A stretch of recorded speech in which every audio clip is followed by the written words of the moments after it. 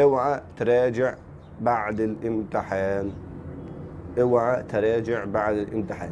طلعت من الامتحان، خلصت الامتحان، حليته كله، حليت نصه، سبت نقطتين، ما عرفتش نقطتين، مش متاكد من نقطتين، مش ما حلاش، سبت الورقه فاضي، مالكش دعوه باي حاجه خالص. انت دخلت الامتحان، ذاكرت وخلصت وعملت اللي عليك كله ودخلت الامتحان، والله حليته كله، ده فضل من الله.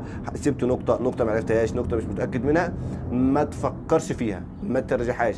انت غصب عنك وانت قاعد كده هتفتكر وتشوف انا هتفكر. بس بص، حاول تفصل نفسك تماما. يعني زميلك اللي يقول لك يلا راجع الامتحان ده سيبك منه، ما تمشيش معاه، خلاص سيبك منه. زميلك اللي يقول لك عملت في النقطه دي، قول له ما اعرفش كده، ما اعرفش. طب النقطه دي بحلها، ما اعرفش. مش استكبارا ولا حاجه، ولا مش عايز تقول له، انت مش عايز تفكر نفسك بالامتحان ده عملت فيها، بحيث ان انت تكون لو حليت حاجه فيه غلط مثلا، ما تزعلش نفسك الامتحان اللي بعديه. ده انت عندك 14 ماده، فانت حاول على قد ما تقدر ان انت ما تراجعش